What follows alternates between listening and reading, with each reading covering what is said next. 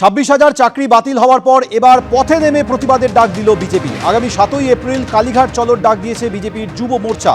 এরপর 13ই April college square থেকে ধর্মতলা পর্যন্ত আরও একটি মিছিল করবে বিজেপি।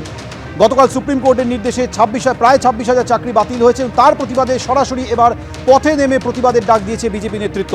7ই এপ্রিল যেদিন মমতা বন্দ্যোপাধ্যায় চাকরিহারাদের সঙ্গে নেতাজি ইন্ডোর স্টেডিয়ামে বৈঠকে বসার কথা রয়েছে, সেই দিনই রাজপথে নামবে বিজেপির যুব মোর্চা। কালীঘাট চলোর ডাক দিয়েছে তারা। এর 6 দিন পর 13ই এপ্রিল কলেজ স্কোয়ার থেকে ধর্মতলা পর্যন্ত আরও একটা মিছিল করবে বিজেপি।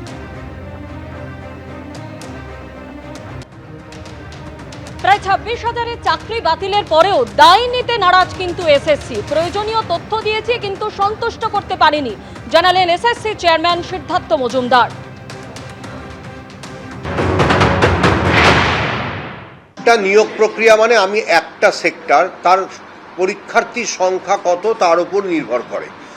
আজকে যদি আমি 4টে সেক্টর একসঙ্গে ধরি, আগের বারে 26 লক্ষ পরীক্ষার্থী ছিলেন, তার মধ্যে 22 লক্ষ মতন পরীক্ষায় বসেছিলেন, অর্থাৎ ওএমআর এর সংখ্যা কম বেশি 22 লক্ষ ছিল।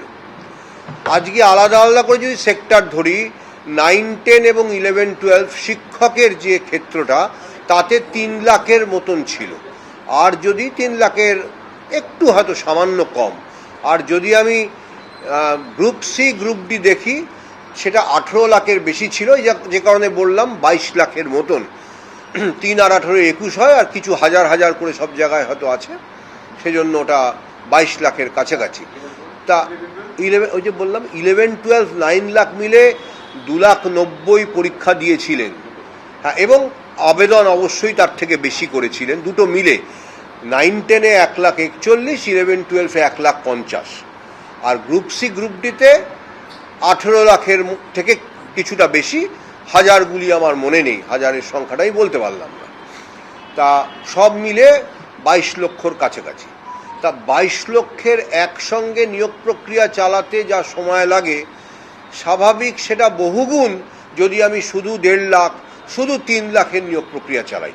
সুতরাং কত প্রার্থী, একটা সেক্টর বা দুটো সেক্টর চালাচ্ছি, না একসঙ্গে 4টে সেক্টর চালাচ্ছি, এই সবের ওপর নির্ভর করে নিয়োগ প্রক্রিয়া কতদিন চলবে। যদি আমি 3 মাসের কথাটা রায় উল্লেখ নেই, 3 মাসে কখনোই সেটা সম্ভব নয়, রায়ে সেটা যথার্থভাবেই উল্লেখ নেই 3 মাসের কথাটা রায়।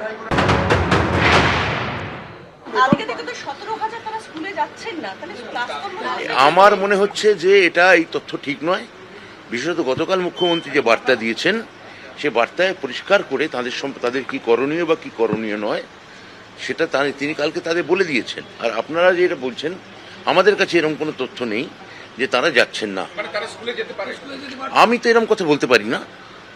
আমি বলছি যে মুখ্যমন্ত্রী কালকে যেটা বলেছেন এবং মহামান্য বিচারপতি যেটা বলেছেন, সেটার পর যদি কোনো টেকনিক্যাল বা কোনো লিগ্যাল ক্লারিফিকেশন, সেটা তো এসএসসি আজকে জানিয়েছে। তো এসএসসি জানিয়েছে যে তারা মহামান্য প্রধান বিচারপতি সুপ্রিম কোর্টের কাছে তার একটা লিগ্যাল ক্লারিফিকেশন চাইবে। তো তার আগে মুখ্যমন্ত্রী যে মানবিক বার্তা দিয়েছেন, আমি আবার বলছি, তার উপর সমস্ত শিক্ষককে বলবো ভরসা রাখুন।